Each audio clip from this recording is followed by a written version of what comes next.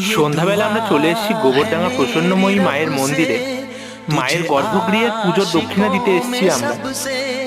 এখন আমরা পাম্পে এসেছি রিফিল করানোর জন্য। আগের দিন যে রন্ধন প্রতিযোগিতা আমরা জাজ করেছিলাম তারই পুরস্কার বিতরণী আজকে। তো এখানে আমি আর দাদা সবার হাতে পুরস্কার তুলে দিচ্ছি।